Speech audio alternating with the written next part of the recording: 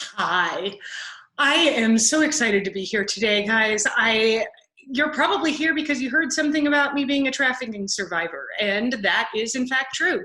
I am a survivor of what's technically called domestic sex trafficking and international trafficking. I have recently released my book, Everything I Know I Learned from My Pimp. If you haven't read it, please do. It is a life-changing book. You should go read some of the reviews on the website, Everything I Know I Learned from My Pimp. But if you already have it, just go read it, because there's so many amazing paradigm shifts in here. It took me 23 years of research, healing work, and working with hundreds of survivors to be able to put this together. But as I went public with my story in '09, started sharing, the number one question I always heard was, Jess, how do we help? How do I get involved? What do I do? And honestly, it took me a number of years to figure it out. And that's why I'm here today, because really the best way to help is to start with an understanding, and I do that via my story. So I'm going to share with you my story in a way that I never have before, and it's really interesting and powerful and a different kind of vulnerable, because I'm going to actually use photos, and photos of my life, of my childhood, and that in itself is just wild to me. So without further ado, let's just jump right into my screen share here. Let's see if I can make me a little bigger so you can see my face. Hi, there we are. So how do I help? You want change, but don't know where to start. And you know what? That is totally normal. That's where I started too. So this is me, baby me, right here on my dad's shoulders. I was born in 1979. My parents wanted me. They loved me. They were so excited that while my mom was in labor, they drove to Paradise, California, so I could say for the rest of my life that I was born in paradise, which, you know, I have to get that in wherever I can. By the time I was 4 years old, right here in this picture, actually in this trailer, I started being sexually abused. I started having sex with the 3 neighbor boys who were 13, 15, and 19 years old. I didn't know it was rape. No one talked to little girls about what was appropriate and what wasn't. And so I thought they were showing me love. And in reality, these are generational cycles that continue over and over and over again, because someone showed them love in the same way that they showed me love. And that's how so much sexual abuse continues. It's these generational cycles of young children abusing other children. And 13 to 4 years old isn't exactly a young child, but a 13-year-old boy does not wake up one day and say, geez, I'm sick of playing my Atari. I'm gonna go next door and have sex with the little girl. Like, these are cycles, they're patterns that continue. We moved away when I was 5 years old, and I wasn't ever sexually abused as a young child again. However, my father right here was murdered in a homicide-suicide when I was 10 years old by a 17-year-old young man. And again, I see a pattern where a healthy, normal 17-year-old does not wake up one day and say, geez, I think I'm gonna kill a man, and then kill myself. We have cycles of abuse and domestic violence and serious just neglect within our society that leads to people being vulnerable to being trafficked and to being abused in all different kinds of ways. And I threw this picture down here in the bottom because my dad was so proud of it. And that actually hung in a bait and tackle shop for a number of years, because I caught that catfish all on my own. When I was 14, my grandmother, right here, this is my mother, my father, and my grandmother, she was killed in an accident. She was killed by a drunk driver. And what this did was the people in my life just dying by no fault of their own. It left me angry and hurt and confused and raging. And all throughout my life, people would just pat me on the head. And they would say, Jess, you're beautiful, you're powerful, you're special.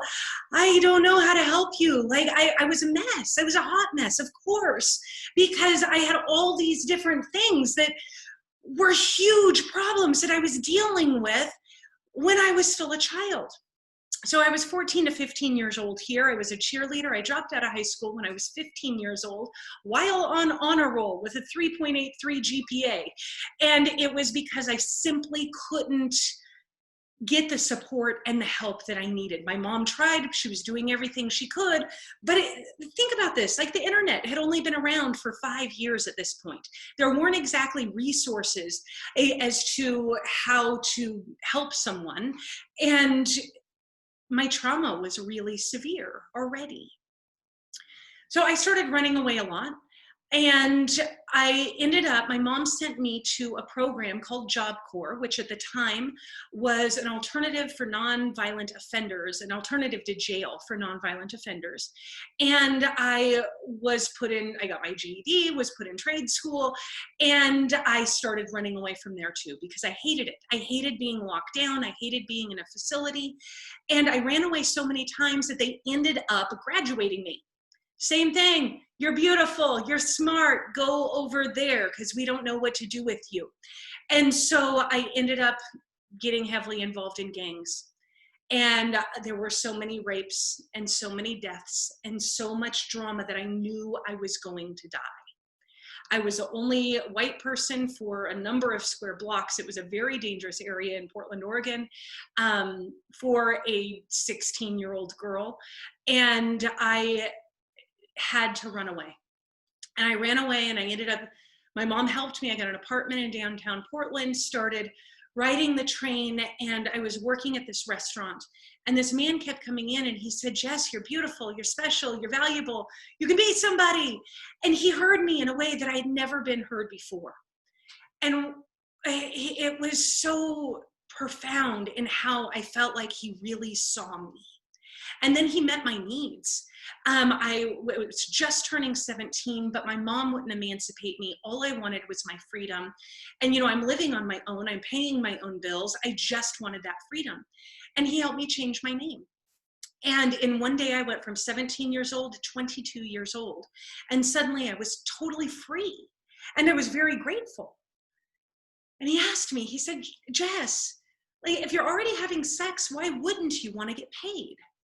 And I thought that is the best question in the world, because here I am waitressing for $2 an hour and I've been having sex my entire life. Why wouldn't I want to get paid for it?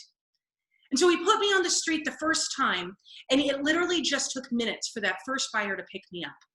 And he picked me up and I gave him a blowjob for $50. It was done in just a couple minutes. And as I was getting out of his truck, he grabbed the back of my purse and started wrestling with me for it. He steps on the gas of the truck. I get sucked underneath and he ran over my leg. Very first buyer. And I remember sitting on the asphalt looking at the diamond imprint in my leg, just completely bewildered. In the span of less than 15 minutes, I had been on the street, given a guy a blowjob, got ran over, and then Martin, the guy from the restaurant, picked me up. I got in the back of his car, in the back seat, and I didn't even think about it. He asked for the money, and I just handed it to him. I did not realize that with that one action, I lost all of my ability to have any sort of freedom or rights in my life. That was the moment where I lost my freedom. And he started moving me fast, city to city, city to city to city to city. And there were two stories that happened. Once where I was beaten so severely, I was kidnapped, locked in a closet.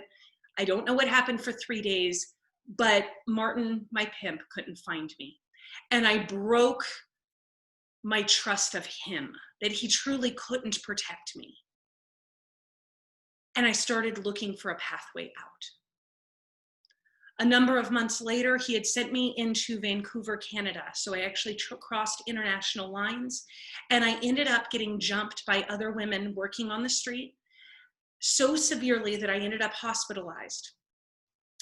And I, again, don't know what happened. My face, my hair, chunks of hair was gone, stiletto scars all the way through my skull.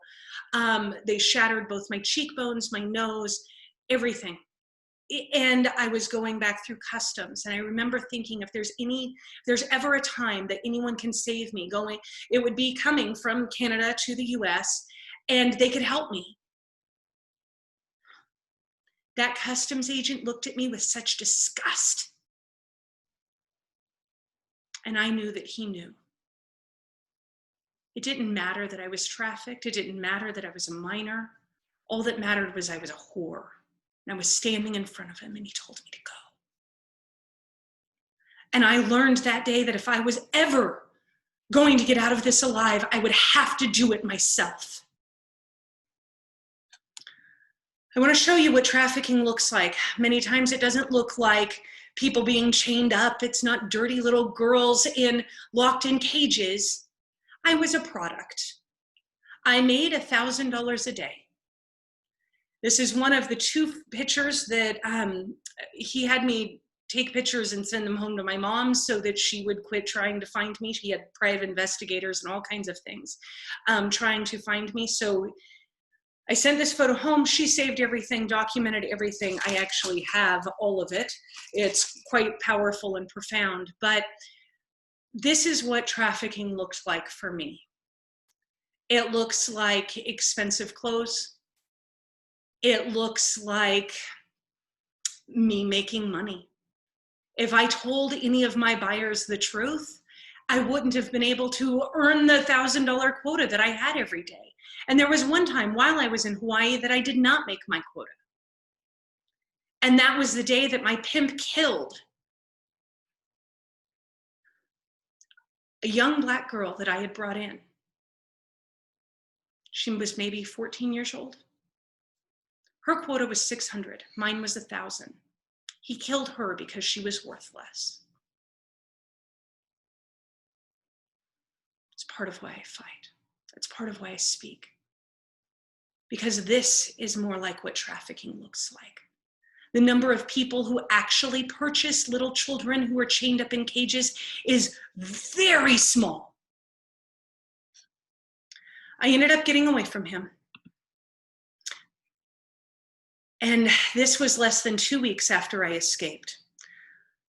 That was a $1,500 custom skirt. I dressed nicer being trafficked than I have any other time in my life. Why? Because I was a commodity. It is marketing. While everyone else was smoking weed behind the gym in high school, I was traveling the country, learning sales, marketing, how not to lead, negotiations, how to get stuff done. And slavery will give you one hell of a work ethic.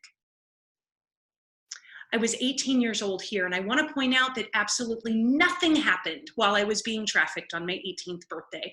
I was not suddenly free to be able to go and do whatever I wanted to do. I was still being trafficked. I just happened to have turned 18. But you know what? Law enforcement didn't know that, because even when they arrested me, I was living under a different name. They thought I was an adult. They didn't know. So I escaped my pimp, ended up staying in the sex industry for another 3 years, threw amazing parties because tons of money. I knew how to make money.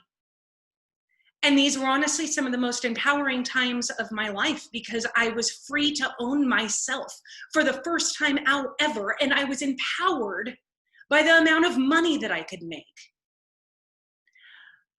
I want you to take a look at this. I honestly don't think that most buyers have the slightest clue when they are buying children. And it's because it is really hard to tell the difference between a 15-year-old and an 18-year-old. And this is me side by side. 15 years old, not trafficked yet. 18 years old, just got away from my trafficker. Can you really tell the difference? Someone who's being trafficked, who has a quota to make, is not going to be like, yeah, I'm trafficked. Nobody would buy them. They wouldn't make a quota. They would get their ass beat, or someone else would die. It's marketing. You have to play the game. No one knew I was a minor. I didn't want anyone to know I was a minor. I wouldn't be able to do what I had to do. I think most buyers truly just have no clue. Which is part of why I absolutely refuse to demonize anyone. My buyers didn't know. How many other buyers have no clue? So in one day, I guess that's how it always happens. In one day, I found out I was pregnant and I quit everything. I went through 3 weeks of blood curdling, drug withdrawals, morning sickness. It was ugly. With that pregnancy, I gained 190 pounds. I was hurting in more ways than anyone could have ever imagined. I was so angry and so hateful. I wanted the entire world to die. And I ended up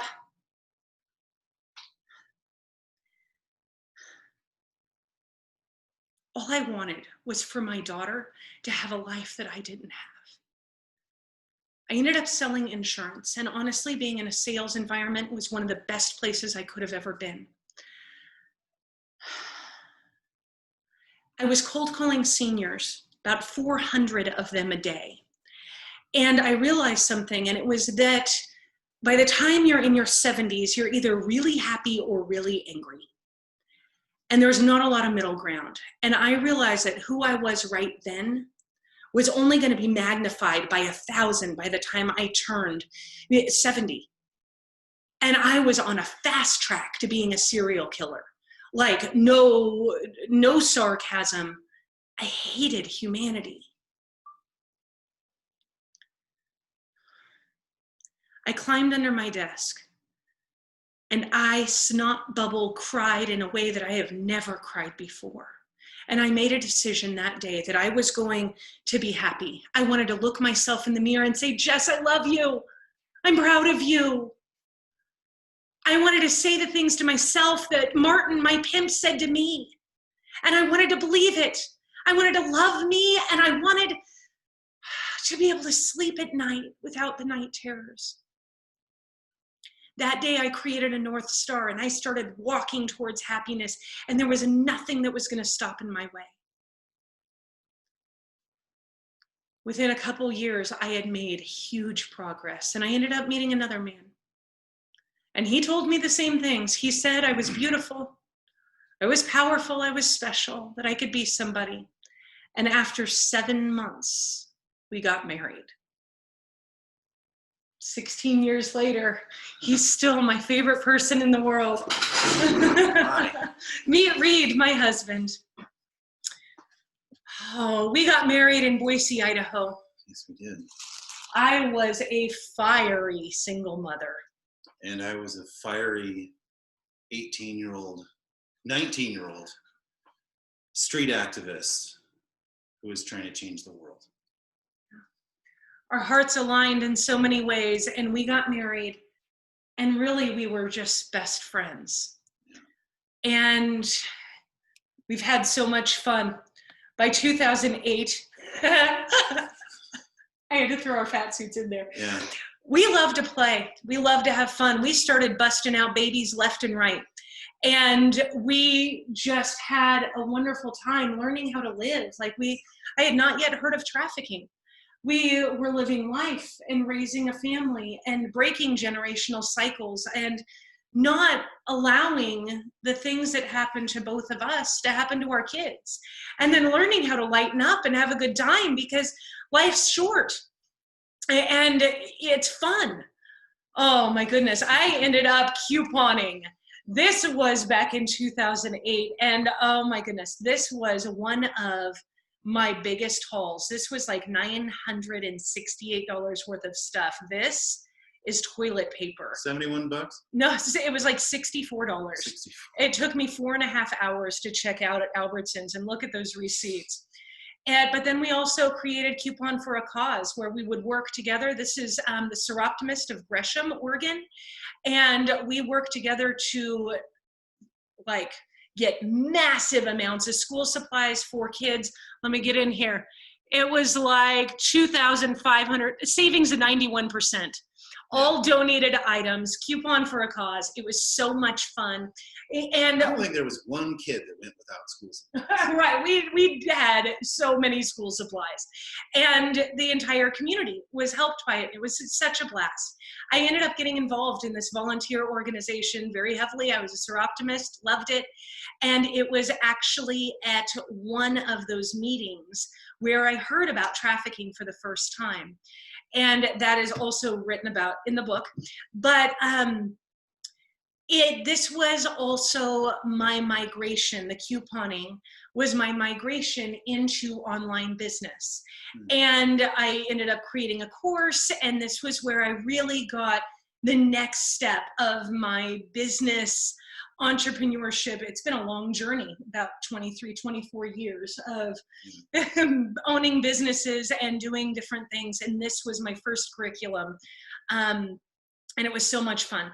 When we did this, my mom actually moved in with us. She moved all the way across the country to come live with us, and we ran the business, the three of us. I think we had 4 kids at the time, and we generally just had so much fun, and we played so hard. Mom was our biggest supporter, biggest fan, and I just adore her.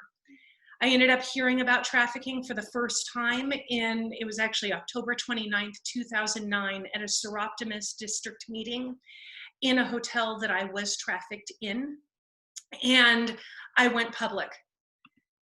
This is actually a screenshot of that very first interview. It was an exclusive on Coin 6, and it was like instant celebrity status in a very small way, but it was big. And first thing shocking. I remember about that was how shocking they made it, and that they called you a victim when you wanted to be called a survivor. Over and over and over. Beginning. Yeah, in the audio of it. This is actually still available. When you buy the order bump on the book funnel, you can actually go see, there's a whole bunch of links in there. You can find it also on YouTube if you do some good searching, but it's an old video because it was back in 2009. So yay, if you got that. Right, exactly. So ended up going public in 2009, having no clue what would happen next. Literally 2 months later, November, December, my mom, Christmas Eve, we found out she had leukemia, and she died 13 days later. So this was her wish to go to Multnomah Falls. It's near Portland, Oregon, and she just wanted to look at the waterfall and talk to God, is what she said. This picture was taken less than 24 hours before she died. I lost one of my best friends that day. The most important person on the planet besides my husband. Yeah. And had only been public for 2 months when that happened. When I shared my story that very first time, when we were setting up for this interview, I'll never forget it. She leaned over and she goes, "Hey, Jess, when you're done, you don't want them to slit their wrists." That has carried me through so many times because you have to end with hope. Yeah. It's a brutal story. And so I started sharing more, and Reed became a stay-at-home dad because now instead of having 3 adults in the household, we only had 2. And that was us at the top of the waterfall. Right. So he was doing the stay-at-home dad thing, and I was gallivanting all over the country, teaching and sharing and learning trafficking. But 2010 was one of the most crazy years of my life because Mom died in the January. And by December, we ended up with 6 kids. We ended up having 1 more child. I got pregnant in March. And then my sister, who was 16 when our mom died, she ended up coming to live with us. And so look at that big old family. And it was wild. So we started 2010 with 3 adults, 4 kids, ended 2010 with 6 kids and 2 adults. Mind you, we cover everyone's faces if we do not have express permission because it's right. Respect, hashtag respect. Right. Exactly. I did not ask my sister, so I just covered her face and I was like, love her lots. Yeah. Saving a phone call. Hence the heart. Right? So during that time, had some cool projects. This is my face blown up on the side of the wall, on the side of a building in Corvallis, Oregon. It was an art project done by Jesse Beam, who is an amazing artist. This was at South by Southwest, and also my face. Yeah. But it was about see what these eyes have seen. And so I had so many opportunities to just really learn. When I started speaking, I didn't know what the answers were. I had these ideas that were so honestly in line with the anti-trafficking movement, but I didn't really know. Being very public with my story meant hundreds of survivors, if not thousands, came to me, shared their stories, definitely thousands of all types of survivors. Yeah. But I started working, women. Yeah, every type of person. And trafficking survivors are absolutely everywhere. We are hidden in society because of the stigma and the laws.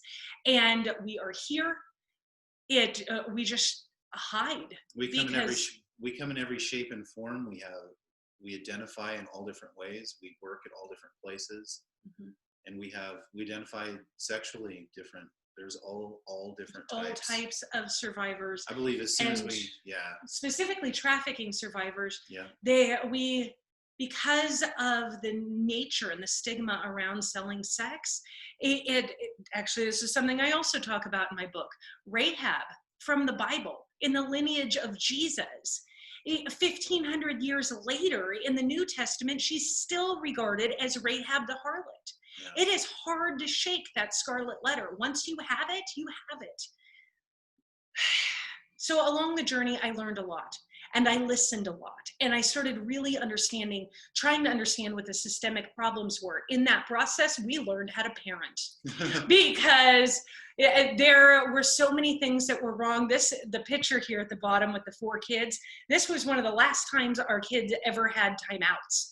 And it was because we have changed our parenting so radically over the years because of working with trafficking survivors, because of seeing the systemic issues of abuse, racism, poverty, injustice, housing, like all these issues. We were like, we are doing it different for our family.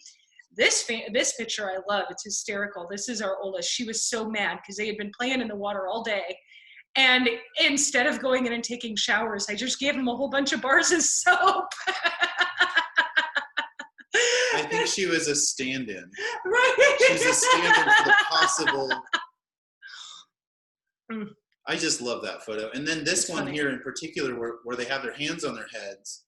I think the youngest, actually. It was Zoe who was in timeout. Zoe was in timeout, and they decided that they would have compassion without us saying anything. And they were just loving sitting there. And it's because they all decided to do their timeout together. This is what we call harm reduction over time. I know you get into it, but over time, you start to do things better. You may not be perfect overnight, but you start to do things better. Right. And then your kids become more and more happy. Yeah. And it's fun. It's fun to break those cycles. Yes. So I continue gallivanting all over the country, sharing, speaking, talking, like creating this massive impact. Working with survivors, doing art. We had a nonprofit. We did all of the stuff that you're supposed to do. Yeah. Like all of the things that they say. Therapy. And the whole time I'm learning, and we're learning and growing, okay, how to really help, how to really make a difference, how to really change. But then as I started doing international media, I had to have my story confirmed. Because all the evidence, like the letter that's written from Joanna Johnston, in Hawaii that's dated, wasn't enough for international media. Wasn't they good needed enough for them, apparently. Solid proof that I was in fact a trafficking survivor. So I had an arrest as a minor for prostitution in Hawaii that proves under the name Joanna, that proves my entire story was true. In order to do international media, I had to have my fingerprints done. They confirmed it, and this was actually something that single-handedly took our family down for a very long time, because even though the arrest is from like 25 years ago and a petty misdemeanor, it is still considered a sex crime, and that is really important soon. So I ended up going from having no criminal record to suddenly having this sex crime on my record that we have been unable to remove. So that happened. I continued speaking. At one point, my blog was translated into 7 different pieces, were translated into 7 different languages. I did massive amounts of media, and really, we were just having a massive impact. But I started to see some real core problems where trafficking was being confused with sex work, and what we're really talking about is the sex industry. And then so many definitions are getting mislabeled, and that's all the stuff in the book. There were so many problems that we were also being like exiled from the church. Yeah. And we're having problems with just being rejected within a non-denominational Christian system that was just exiling our survivors. Like, we could not get help, we could not get resources because we didn't want to like hurt them. There was so much pain. They didn't want to be victims either. Right. They wanted to be survivors, and they wanted to have a voice on their own. Exactly. It wasn't happening, and we were standing up for them. So by 2013, we ended up moving to LA. And the nonprofit moved with us. We went down there, and this was where things got really interesting. We ended up being targeted by a lot of different people, including some gangs, and that was interesting. We had a 6-foot Winnie the Pooh teddy bear disemboweled, a 6-foot teddy bear disemboweled on our front lawn. It was very clear that things were going down. And it's actually, I write about the process of us losing everything a lot, and losing the nonprofit, losing the consulting, because it was such, I was leading with compassion, leading with understanding, wanting to change the systemic issues. But because my nonprofit was an anti-trafficking nonprofit, we literally couldn't change the system while we were inside the system. So we left. And we lost everything. We left LA, and we ended up moving to Austin, where within 6 months, our youngest son was bit by a bug and paralyzed. They sent him home on hospice, and he was just not supposed to make it. We ended up fighting so hard for his survival. We hired 5 different specialists and changed his entire diet. He started to get better. He started to get better. He made huge improvements. If you're on my email list, you can hear about how we ended up fighting a CPS case right in the middle of this. And he was doing extraordinarily well. And here he is. He had just played in a puddle. And this was such a joyous time because he was moving. He was completely paralyzed. His strength back. But he had his strength back. He was playing in the mud puddles, and this is the day he became paralyzed for the second time. And he got sick again. We realized that we had to move to the Gulf Coast for his health. We had to get away from the cedar that was in the Austin area. If you've ever lived in the hill country, the cedar fever up there is brutal, and that is part of what made his Lyme disease, because he has Lyme disease, cat scratch fever, and Rocky Mountain spotted fever. We figured out how to heal him, but had to get away from the cedar. And so we went through this process where this was so fun. We were just eliminating everything. One of our kids made this, and I don't know what it stood for, but I loved it because I was like, this was a time in our life where all the BS was just gone. We were just like, no, get away from all of the BS.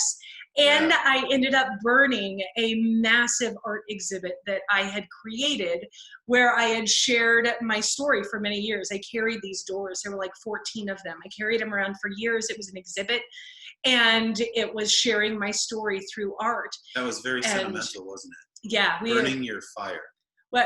Burning my fire, but then also burning my story and that journey. And it was really profound. Yeah. We ended up moving to the Gulf Coast. 2017, we turned into beach people. We had so much fun. Like, it was wild, wild, wild, just living at the beach, truly there every day. We lived 13 blocks from the Gulf Coast. Yeah. It was That a photo in the fun center was time. probably 2 months before, and then that one on the right of you holding the fish. Right. So we moved to Rockport, Texas, where August of 2017, Hurricane Harvey destroyed the entire town 9 months after we moved. So we experienced 3 major losses in 3 years and 2 months, where we lost everything rapid fire. This is the aerial view of, we had an RV that was purchased for us through a GoFundMe while Quincy was hospitalized back here. So we lived in an RV. This was that RV. We did not have a vehicle to tow it. It was a 35-foot fifth wheels. We strapped it to the trees, and it literally stayed through those 133 mile an hour winds. Yeah. But look what it did to our tree. This is the before shot of our property. This was the after. It stayed, but it flew like a kite on those straps. Stayed and it thrashed it. It was such a wreck. We were also only at 13 feet above sea level. There was a vent that was broken. Water got into every portion of the walls of that RV. It was the moldiest, nastiest mess ever. Here's another picture, hurricane. I've never seen destruction like a hurricane. We ended up being denied by FEMA and Red Cross because we had $7,000 insurance policy on that RV. Some amazing people ended up letting us stay in their condo for 3 months. They saved our everything. Yeah. Because those first few months were hard. We did not have power or water on our property for 7 weeks. So without them, we would have been camping with no power and no water. Yeah. But at 3 months, we ended up moving back home, and that was a wild winter because it also snowed at the beach. How crazy is that? And there were trees in trees. I've never had or seen such destruction. It's what they call widowmakers, where you have a tree that's hanging in another tree. Yeah. And it was the biggest destruction. They came in with a lift to get it out of there safely. Yep. And this was literally how we lived in that moldy RV, and intense, cooking over a hole in the ground every single day. It was our heat, it was our food.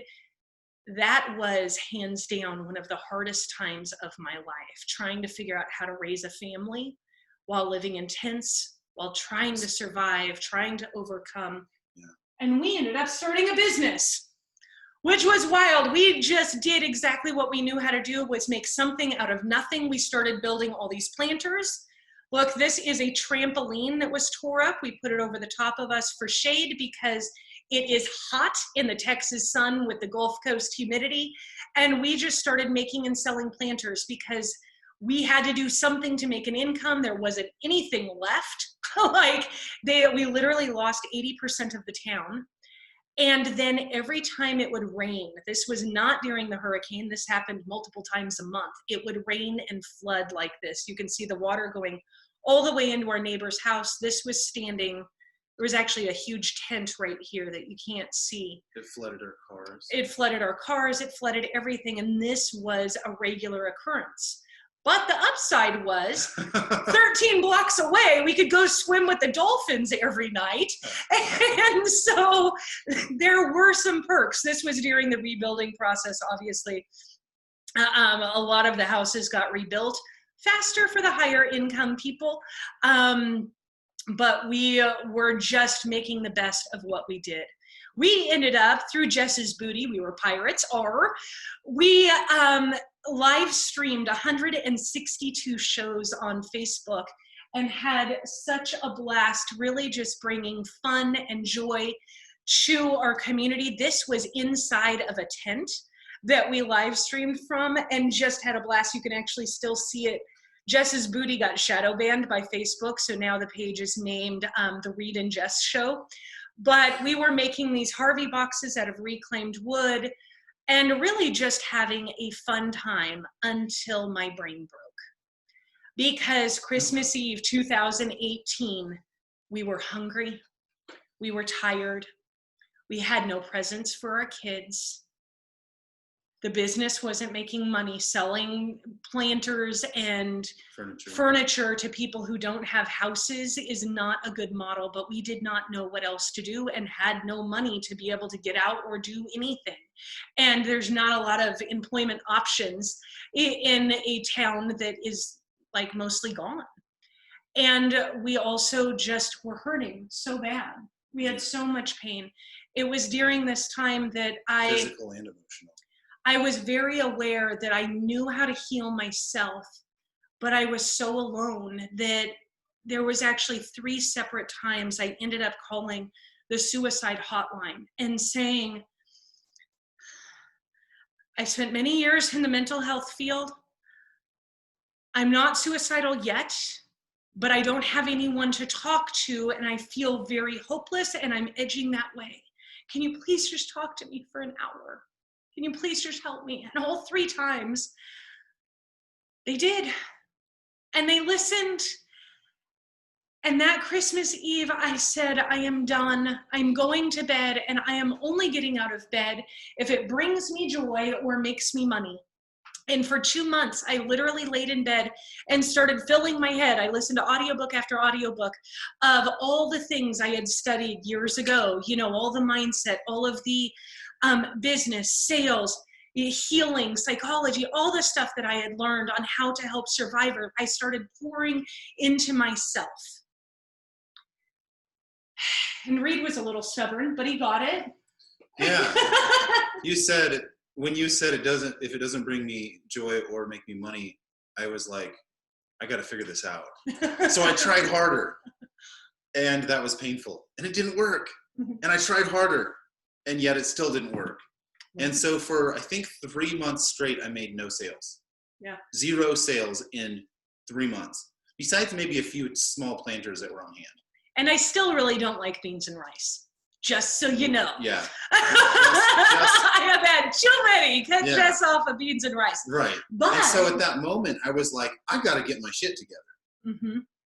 And when you finally handed me the finances and said, you got to get all of it together, that's when I was like, I'm missing the entire picture. What do I do?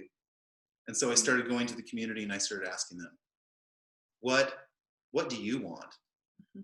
What do you see for your future? Seems odd, right, when you're selling furniture. But it opened our minds. It expanded us, and it gave us this idea. So every time we got on the camera and said, we have a future, and we started telling stories about how their houses were destroyed, but they could be turned into furniture, and they would give grandpa a place to sit. People started to have hope again. And that's when you were manifesting. Right. You were manifesting hard. I ended up manifesting this trailer. There was a last call for people who did not receive help from like FEMA or Red Cross, that, you know, if you had not received help and were still struggling, come in. And I just said, I'm going to try. And from the very first interview, they said, this trailer exists for you, because they would only replace like with like. And because we lost an RV, they were going to give us another RV. And they did. It was a very long 3-month experience, but in the end, we ended up with a brand new house. And for the first time, brand new RV, for the first time in 18 months, I had a kitchen and a flushing toilet that worked properly. I was so happy just to live a normal life. And we quickly really just needed to get out of Texas. I was so done, so tired. I had wheels under me that moved. It was time to go. We went to New Orleans. And a few days after we got there, we were so stoked. It was awesome, incredible landlord. Everything was wonderful. And then a tropical storm hit. Right, Barry hit. They shut all the water walls, and we were like, we'd been there 9 days. And we were like, so not ready for this. Yeah. But during this time, we worked jobs. And we ended up asking ourselves 2 questions. We are redesigning our life. What do we really want it to look like? And who are we going to serve? And for 6 months, we worked normal jobs and just focused on our mental health, focused on our family, focused on our kids, and created a big picture plan. And that December, Quincy became sick again. He was actually coming home from his laser tag birthday party, his 9th birthday. And he couldn't walk in from the car. And Reed and I had been making these plans, and we finally just said, we have to do this. We have to do it now.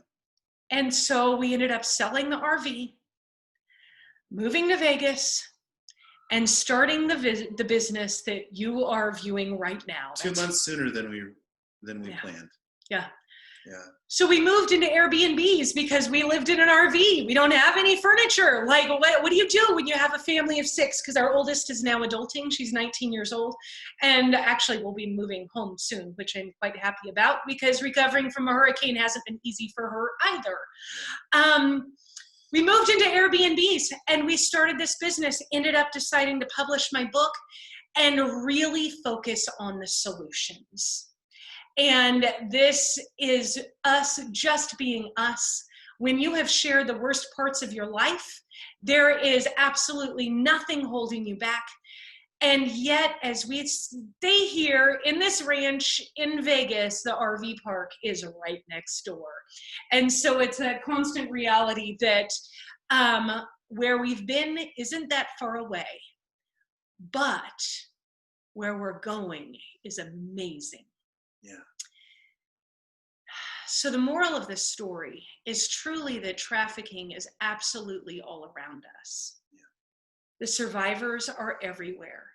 And the roots that cause the trafficking to happen, they're in every single part of our community because it's poverty, it's racism, it's inequality, it's abuse. It's male chauvinism. Yes, it's financial illiteracy, children just not being educated on money. It's housing, it's stigma, it's the justice system. You know what? I forgot to tell the story of the reason why we couldn't just move into an apartment in Texas was because of my fingerprints. In fact, when we tried to get an apartment, it was this right here. When we tried to get an apartment, we actually got escorted off of the property by security because of my criminal background. It's the only thing on my record is a case that proves I was the victim of trafficking. And in certain states, that means they don't ever have to house you. So when all this happened these years later, when Harvey happened, we didn't have options on how to go. That's why we were in an RV. The issues are absolutely everywhere, and they affect all of us. There is trafficking happening in every single neighborhood. Most people who are trafficked don't understand that they're being trafficked. We have other problems. Like, I didn't know till years later, but that does not make it okay for us to take their rights away. It doesn't give us the right to step in forcibly and take them out of their situation unknowingly. They don't know where they're going. It was all I knew. It's not acceptable. It was all I knew was that life. Yeah. That was my comfort zone. There is a better way to change and stop trafficking. And it starts with each one of us. It starts in our families. It starts with addressing all of these root issues. And really, we have to learn how to talk about these things because we can hide. As white people, we can just blend right into society and not have to worry about racism. Yeah. You can quit talking about abuse, but that didn't work for my family because it continues. Silence doesn't work. We have to talk. There's also another thing that doesn't work that we're countering, and that's when you see the headlines that are very sensational. They're sensational, but they're attention getting. We tend to rely on our 3 senses of flight, fight, or freeze. And if what we're being fed, what we're being told is it's just happening overseas, or it's just in very severe situations, it's where they have chains on their hands and they try to present it in a way that shocks you. The problem is it's shocking you into submission. It's shocking you into this idea that people don't have voices. And we do. And when you believe that someone doesn't have a voice, it makes sense. Give up your rights. Give up your rights to the white male. Why? Because all you're relying on is that fight, flight, freeze. And when you freeze someone who's stronger and someone who has something to gain, takes control of the situation, but they're survivors. Is this you in Hawaii? That is me in Hawaii while being trafficked. This is what trafficking looks like for the vast majority of us. Not all of us. But we are a product. We don't look like chained up little girls. Yes, there are those stories. Yes, they are the small minority. Yes, it happens. Yes, it's real. But honestly, trafficking is a much larger problem because we're looking for the wrong thing. I think about you being a minor in Hawaii Mm-hmm.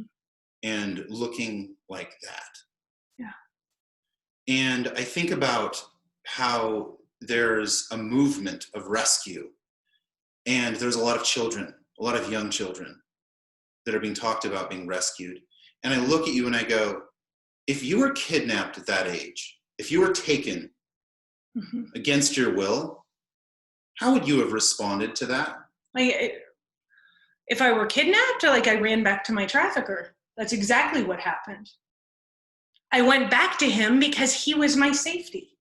Right, but I think about this movement where we're taking young children, they don't have a way to get back to anywhere. Right. So they're just they have nowhere, they're just being taken. Right. You see, there's not relationship. We need relationship. I see where you're going. That relationship is the way to help. Someone needed to be my friend. Someone needed to just see me where I was and listen to me and talk to me. Yeah. There's a better way to stop trafficking. It is not through rescuing people. It's through listening. But really, we need to address the problems in our home. Yeah. We need to address these systemic issues that are affecting every single one of us. And how in the world do we expect to build a relationship with somebody who's being trafficked if we don't have our own relationships figured out first? So here's the thing, is that so many people have trouble just talking about these issues.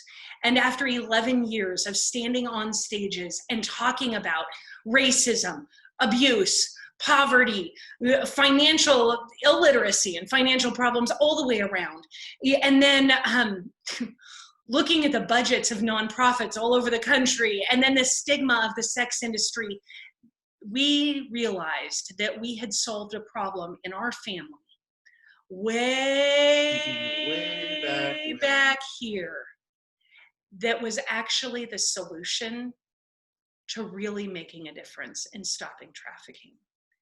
And what that was we opted out of the system. We started life schooling our children 10 years ago. I have been self-educating for over 20 years now. And really, we took extreme responsibility for our life. And we have been doing life school with our kids for 10 years. They are radically different than most other children. We are radically different than most people. And it's because we talk very openly about everything. And so Life School is a monthly membership program. There's more information below if you want to see our course details. We teach over 20 classes a month, but really it's education on those root issues. It's how to be your own damn hero. And then real tangible tools that we ourselves have used. I have never asked anyone to do anything that I would not do myself. These are real tools that we have used to empower and restore ourselves, our family, our community, and it is so incredibly powerful. Ultimately, you have to be your own damn hero. You have to save yourself. Together. But you can't do it alone. You can't do it alone because it's the same reason I sat outside in Texas talking to the suicide hotline. Sometimes bad things happen and you need help. You need community. You need people around you, because it doesn't matter how successful you are. Last week, I was called a whore and wished to die. They wished me to death because of the title of my book. They did not even read the back. Community is what is needed, no matter how big or small your platform is. No matter what your purpose and passion is, we have to have community because we are designed to be interdependent. We are not independent beings. If we were independent, our species wouldn't need sex to procreate. We're designed to be in community together. And that is why we developed the Superpowered Humans community as well. And so they are together in a package, the Life School and the Superpowered Humans community, because changing the world starts with you. We have to work on our family, ourself, our hearts first. And then we have to look at the children and the adults around us in the community.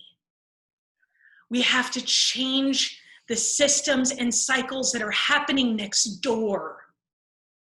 But we have to do so. We have to step into it with a heart of love and compassion and understanding. We have to seek to listen and learn. Yes. It's just like any type of relationship. If I serve Reed in the way I think he should be served, it's not going to be nearly as effective. Then if I turn around and say, Reed, how would you like me to serve you? How would you like me to help you? That is what is so powerful. That trafficking is everywhere in our communities. It takes being able to have the difficult conversations that shouldn't be difficult at all. But it just takes having those conversations and choosing love. So we want to invite you. I want to invite you because there's a solution and you can be a part of it. There's a solution that says voices need to be heard. If you have a voice, if you are a survivor, you have a place. Of Not only anything. do you have a place. Survivor of anything. We're all survivors, especially now with this pandemic. We're all survivors. The world is changing. But you have a platform. You have a place and you have a community to support you, because when we started in the anti-trafficking world and you were speaking so many places, there was so much to keep track of and it was impossible. It was impossible to have the support without the understanding of what it's like to actually support people in community and really look at the issues head on, really look at the painful issues in our life that can easily be worked through. Mm-hmm. And so over this course of 10 years, we found that it was, especially after COVID, we found it was really important to start Life School because we saw it change our own family. We saw it changing our communities, and we knew we could do it bigger and we knew we could do it better. And we actually have a team of people from our mastermind that are in this community that are here to support you, that are here to back you up. That is true. It is not just us leading the way. It is, we have a mastermind. We have superpowered coaches as well, where we have taken all of the training that I spent thousands of hours. Goodness, I co-wrote the program that helped reform foster care for Connecticut. I created community assessment models. I created all these different things, and it was so incredibly powerful, but it couldn't be used within the structure that we were living in. And so we literally changed the structure. And then as we rose from the darkest times, we used these same tools again to overcome everything in our life and then create community. Yeah. And so really, we knew that when we opened the doors to Life School, that we would have a lot of people that really needed help. So before we even started Life School, we started a mastermind where we were working with coaches who are heart-centered and are now also trauma-informed, and really changing their lives so that they can come and help. And so it is not just us, but a team of people. And we want to invite you, because Life School is fun. Education should be exciting. And it is, because there's so much to learn. There's such a world of adventure out there. And there's so many awesome things to talk about. And don't we just want to be happy? I want to be happy. Don't you want to be happy? So let's go be happy together. I love you guys. We'll see you soon. See you on the other side.